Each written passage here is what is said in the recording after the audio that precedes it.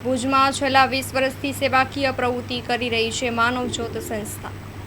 ભુજની માનવજ્યોત સંસ્થા છેલ્લા 20 વર્ષથી ભુજમાં માનવી તેમજ અબોલ જીવો માટે સત્કાર્યમાં કાર્યો કરી રહી છે। આવી ધમધમતી ગરમીમાં આ સંસ્થાને લોકો માટે વિનામૂલ્યે છાશ વિતરણ કર્યું છે। ઉપરાંત પક્ષીઓ માટે હજારોની સંખ્યામાં પાણીના કુંડા અને પક્ષીઘરનું વિતરણ કરવામાં આવ્યું છે, જેના પરિણામ આવ્યું છે કે આજે ભુજ તેની આસપાસના વિસ્તારમાં ચકલીઓ ફરી ચહેકવા માંડી છે।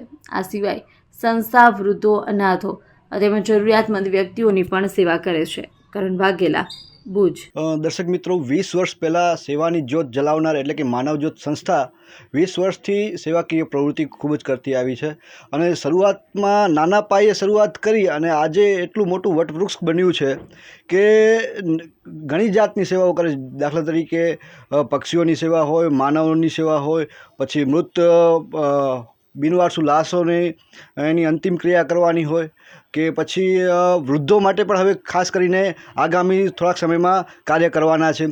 એવી વિવિધ પ્રવૃત્તિઓ કરતા આવ્યા છે। ત્યારે આવી કાળઝાળ ગરમી ઉનાળામાં પણ શ્રમજીવી લોકો છે, મધ્યમ વર્ગના છે અથવા ગરીબ લોકો છે, એને ટાઢક વડે એના માટે છાશનું વિતરણ કરતા હોય છે, ભૂખ્યાઓને ભોજન જમાડતા હોય છે। એવી જ રીતે ચકલીઓ જે ધીમે ધીમે હવે આપણી લુપ્ત થતી જાય છે, કારણ કે પહેલાંના જમાનામાં એક પણ વૃક્ષ જુઓ તમે, વૃક્ષમાં તમને ઓછામાં ઓછી 50થી 100 અથવા 150 ચકલીઓ દેખાતી। હવે આ વૃક્ષો ખાલીખમ દેખાય છે, અમુક જગ્યાએ તમને દેખાશે। હા, પણ એની જગ્યાએ જો માનવજ્યોત સંસ્થાએ જે પહેલ કરી છે ઘણા વર્ષોથી કે કુંડા વિતરણ છે, કે ચકલીઓ માટે પાણી માટે કુંડા છે, પછી એના માટે ઘર છે, એવી સુવિધાઓ કરતાં ધીમે ધીમે ચકલીઓ આપણા અહીંયા ભુજ શહેરમાં કે આસપાસના વિસ્તારોમાં દેખાવા લાગી છે, બરાબર। તો એના માટે અત્યારે હાલમાં કે એ પ્રવૃત્તિને લઈને કેટલા કુંડા વિતરણ કરવામાં આવ્યા છે, છાશનું વિતરણ કેવી રીતે ચાલુ રહ્યું છે અને કઈ કઈ સંસ્થાઓ અને કઈ દાતાઓનો સહયોગ મળે છે એ વિશે ચર્ચાઓ કરીએ। જી સાહેબ, વાત કરીએ તો હાલ જે ગરમી છે એનામાં અત્યાર સુધી આપણે કેટલા કુંડા વિતરણ કર્યા છે અને કેટલા ચકલીઘરનું વિતરણ થયું છે? ઉનાળાના પ્રારંભે જ માનવજ્યોત સંસ્થા ભુજ દ્વારા ચકલીઘર અને કુંડાનું વિતરણ શરૂ કરી દેવામાં આવ્યું। અત્યારે આપ જોતા હશો કે બપોરે બળબડતો તાપ અને સખત ગરમી અત્યારે લગભગ 42 ડિગ્રી ગરમી બતાવે છે। તો આ પરિસ્થિતિમાં માનવી તો જીવન જીવે, પણ આ અબોલા પશુઓ બિચારા કેમ જીવન જીવી શકે? આ અબોલા પક્ષીઓ કે જેને પીવા પાણી ન મળે અને તરફડીને મૃત્યુ પામે, આ ગાય માતાઓ ધમ બપોરે નીકળે ક્યાં પીવા પાણી ન મળે, આવી પરિસ્થિતિમાં માનવજ્યોત સંસ્થા જીવદયાનું ઉત્તમ કાર્ય કરી રહી છે। આ કાર્ય આખા કચ્છમાં પહોંચ્યું છે। મને ખબર નહોતી કે આટલું બધું કાર્ય આખા કચ્છમાં પહોંચશે, પણ અમે લોકોએ 20 વર્ષ પહેલાં 50 કુંડા અને 50 ચકલીઘર વિતરણ કરી અને શરૂઆત કરી હતી। આખા વર્ષમાં માત્ર 50 કુંડા અને 50 ચકલીઘર વિતરણ થયા, બીજા વર્ષે 100 થયા, ત્રીજા વર્ષે 200 થયા, પણ ગયા વર્ષે અમે લોકોએ લગભગ 40,000 કુંડા અને 40,000 ચકલીઘર વિતરણ કર્યા અને જીવદયાનું બહુ ઉત્તમ કાર્ય થયું। આ વર્ષે અત્યાર સુધીમાં 18,000 કુંડા અને 18,000 ચકલીઘર વિતરણ થઈ ચૂક્યા છે અને હવે પહોંચી શકાતું નથી કુંભારી ભાઈઓ પહોંચી શકતા, કારણ કે એમની પાસે જેટલો પણ માલ હોય છે માનવજ્યોત સંસ્થા લઈ લે છે અને જરૂરતમંદ જ્યાં જ્યાં જરૂર છે કે જ્યાં કુંડા ચકલીઘર નથી ત્યાં અમે પહોંચાડીએ છીએ કે જેના કારણે ચકલીને રહેવા ઘર મળે અને તરસ્યા પક્ષીઓને પીવા પાણી મળે। તો અત્યારે આખા કચ્છમાં જાગૃતિ આવી છે। અનેક ગ્રુપો, અનેક મંડળો, મહિલા મંડળો, યુવક મંડળો, ટ્રસ્ટો, મંદિરો બધાએ આ માનવતાના આ જીવદયાના કાર્યમાં જોડાયા છે, જેના કારણે આ કાર્ય આખા કચ્છમાં પહોંચ્યું છે અને કચ્છમાં ઠેર ઠેર આપ જોતા હશો કે માનવજ્યોતના કુંડા અને ચકલીઘર લટકી રહ્યા છે અને ચકલીઓને એક સાચું ઘર મળ્યું છે। સાથે સાથે જીવદયાના કાર્યરૂપે તરસ્યા પક્ષીઓને આ કુંડામાંથી પીવા પાણી મળી રહે છે। ઉનાળાની કાળઝાળ ગરમી ધમ બપોરે બળબડતો તાપ હોય છે ત્યારે માનવજ્યોત સંસ્થા દ્વારા દરરોજ 300 લીટર અમે છાશ વિતરણ કરી છે। જુદા જુદા વિસ્તારોમાં ગરીબો વચ્ચે પહોંચી, શ્રમજીવી વચ્ચે પહોંચી, એસટી બસ સ્ટેશન વિસ્તારોમાં પહોંચી અને જે લોકો ધમ બપોરે તડકામાં ફરતા હોય અને ક્યાં એમને આશ્રય સ્થાન ન મળે, બસ સ્ટેશન ઉપર પણ આપ જુઓ બહારના પ્રવાસીઓ હોય તો એમને અમે ઠંડી બરફ, જીરા, નમકવાળી છાશ દરરોજ પીવડાવીએ છીએ ને આ કાર્ય પણ છેલ્લા 5 તારીખથી અમે લોકોએ ચાલુ કર્યું હતું, અત્યારે પણ ચાલુ છે અને 3 મહિના સુધી ચાલુ રહેશે। વચ્ચે જ્યારે બહુ ગરમી હોય ત્યારે અમે લીંબુ શરબત પણ બનાવીએ છીએ અને લીંબુ શરબતનું પણ વિતરણ કરીએ છીએ।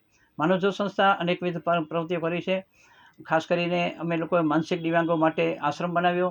એ આશ્રમ માત્ર બન્યું નહીં, એના પાછળ સતત અમે લોકોએ મહેનત કરી, જેના કારણે 1900 જેટલા કચ્છમાં રસ્તે રઝળતા અને માર્ગોમાં પડ્યા પાથરા રહેતા લોકો ઘરે પહોંચી ગયા।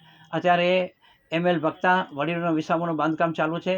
થોડાક દિવસોમાં આ પણ કાર્ય થશે, શરૂ થશે આ આશ્રમ, એટલે વડીલોની પણ બહુ સારી સેવા અહીં કરવામાં આવશે। અમારી સમગ્ર ટીમ આજે આતુરતાપૂર્વક રાહ જોઈ રહી છે કે આ પણ આશ્રમ શરૂ થાય અને આપણે જે વૃદ્ધ વડીલોની એક સેવાનો મોકો લઈ અને વૃદ્ધ વડીલોની પણ સેવા કરીએ. અને સારામાં સારી સેવા આ ML ભક્તા વડીલોનો વિસામ મોમેન્ટની અંદર અમારી સંસ્થા દ્વારા કરવામાં આવશે. ખાસ કરીને ભોજન સમારંભની રસોઈની વાત કરું તો દરરોજ બપોરે 2-2:30 વાગે ફોન આવે કે ભોજન સમારંભની રસોઈ વધી પડી છે, તો અમે ત્યાંથી આ રસોઈ એકઠી કરી ગરીબોના ઝૂંપડે પહોંચાડીએ છીએ. આ પ્રવૃત્તિમાં 12 મહિનામાં 2.5 લાખ લોકોને અમે જમાડી છે. અમારી સમગ્ર ટીમ સાથ આપે છે, સહકાર આપે છે, જેના કારણે દર વર્ષે અમે આ વધી પડેલી રસોઈમાંથી 2.5 લાખ લોકોને જમાડી દઈએ છીએ. બિનવારસ લાશની વાત કરું તો અત્યાર સુધીમાં 761 જેટલી બિનવારસ લાશોની માનવજ્યોત સંસ્થાએ અંતિમ વિધિ કરી છે. ગુમ થયેલા બાળકો, ગુમ થયેલા વડીલો, ગુમ થયેલી મહિલાઓ, ગુમ થયેલી યુવતીઓ એને શોધી આપવાનું કામ પણ માનવજ્યોત સંસ્થાએ કર્યું. અને અત્યાર સુધીમાં લગભગ 3700 લોકોને માનવજ્યોત સંસ્થાએ શોધી કાઢ્યા, જેમાંથી 1900 માનસિક દિવ્યાંગો હતા. આમ અનેકવિધ પ્રવૃત્તિઓ માનવજ્યોત સંસ્થા કરી રહી છે. એમાં અમને દાતાશ્રીનો સાથ સહકાર મળે છે, કાર્યકરોનો સાથ સહકાર મળે છે, સેવાભાવીઓને કામમાં સહકાર મળે છે. અને અત્યારે આખા કચ્છની અંદર તમે જોતા હશો કે માનવતાનું કામ અને જીવદયાનું કામ આખા કચ્છમાં પહોંચ્યું છે. જી સાહેબ, વાત કરીએ તો જે અત્યારે હાલ કુંડા વિતરણ ચાલી રહ્યું છે, કુંડા અને ચકલીઘરનું, તો એનામાં ખાસ કરીને દાતાઓનો કેટલો સહયોગ રહે છે? અને ખાસ કરીને જ્યારે આપણે કોઈ પણ જગ્યાએ વિતરણ કરવા જાઓ છો ત્યારે સ્થાનિક લોકો છે એનો કેટલો સહયોગ હોય છે, કેટલી જાગૃતતા છે? આજે ગામોગામ અને દરેક શહેરોમાં જાગૃતિ આવી છે. આ કાળઝાળ ગરમીની અંદર તરસ્યા પક્ષીઓને પાણી મળે એ માટે લોકો જાગૃત થયા છે. હવે લોકો સામેથી ચાલીને આવીને કુંભારભાઈ પાસે પહોંચે છે, કુંભારીભાઈ પાસે પહોંચે છે, અથવા અમારી સંસ્થામાં આવે છે અને કુંડા ચકલીઘર બનાવે છે અને પોતાના ગામમાં વિતરણ કરે છે.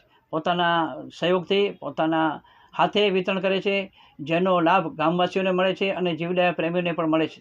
તો આવી રીતે દરેક કાર્યમાં દાતાઓનો સહયોગ છે અને દાતાઓ જ દરેક ગામની અંદર દાતાઓ છે. અને દાતાઓ પોતે ચકલીઘર અને કુંડા બનાવી અમારી પાસેથી લઈ જાય અથવા કુંભારીભાઈ પાસેથી લઈ જાય અને પોતાના ગામની અંદર વિતરણ કરે, તો આ પણ એક જીવદયાનું ઉત્તમ અને સર્વશ્રેષ્ઠ કામ થઈ રહ્યું છે. જી સાહેબ, વાત કરીએ તો ઘણી વખત આપના જે આપેલા કુંડાઓ છે કે ચકલીઘર છે એનામાં બેઠેલી ચકલીના વિડીયો અને ફોટોગ્રાફ્સ પણ આપને વિવિધ જગ્યાઓથી મળતા હોય છે. ત્યારે એ વિડીયો અને ફોટોગ્રાફ્સ જોઈને કેટલો અંદરથી આનંદ થતો હોય છે અને આપની જે કાર્ય છે, આપણું જે કાર્ય છે એ સાર્થક થયું કે કેવી રીતે આપને કેટલું લાગે છે? અત્યારે દરરોજ સાંજે જ્યાં જ્યાં અમે ચકલીઘર કુંડા લટકાડી આવીએ ત્યાં ચકલી માળાની અંદર એ ચકલીઘરની અંદર આવજાવ કરતી હોય, ચકલી રૂ અને ઘાસના તણખલા લઈ પોતાનું માળું બાંધતી હોય અને ચકલી અંદર બેઠી હોય. કોઈકમાં માળામાં ચકલીએ ઈંડા મૂક્યા હોય, કોઈકમાં બચ્ચાને દાણો ખવડાવતી હોય. એવા અનેક ફોટા વોટ્સઅપ ઉપર આવે ત્યારે આનંદ થાય કે આ માનવજ્યોત સંસ્થા અમારા દરેક કાર્યકરોએ જે કાર્ય કર્યું એ અનુમોદનીય કાર્ય કર્યું અને એ સફળતાને ભર્યું છે. કારણ કે આજે દરેક ગામ શહેરોમાં અમે પહોંચ્યા છીએ, જેનો અમને આનંદ છે. જી સાહેબ, અંતિમ પ્રશ્ન, છાસ વિતરણ આપ કરી રહ્યા છો, ઘણા લોકો એનો લાભ પણ લઈ રહ્યા છે, ત્યારે ખાસ કરીને છાસ માટે કોઈ દાતાઓનો સહયોગ મળી રહ્યો છે કે નહીં? અમને પહેલા મહિને એક જલારામ બાપાના ભક્ત જલારામ બાપાની કૃપાથી પહેલા મહિનાનું અમને અનુદાન મળ્યું. બીજા મહિનામાં એક લંડન સ્થિત દાતાએ ભગવાન સ્વામિનારાયણની કૃપા અને આશીર્વાદથી બીજા મહિનાના દાન એમના તરફથી મળ્યું છે. એવી રીતે જે દાતાઓ અમારી સાથે જોડાય એમના સહયોગથી આ છાસ કેન્દ્ર ચાલુ છે, જેનો દરરોજ મોટી સંખ્યામાં લોકો લાભ લઈ રહ્યા છે. અમે લગભગ 300 લીટર છાસ રોજ વિતરણ કરીશ, પણ જુદા જુદા વિસ્તારોમાં શ્રમજીવીકો, મજૂર વર્ગ અને જ્યાં જ્યાં જરૂર હોય ત્યાં છાસ પહોંચાડીએ છીએ અને આ લોકોની આંતરડી ઠારવાનું કામ કરીએ છીએ. સાહેબ, વાત કરીએ તો આ કાળઝાળ ગરમીમાં આપણે 10 મિનિટ પણ બહાર નથી રહી શકતા.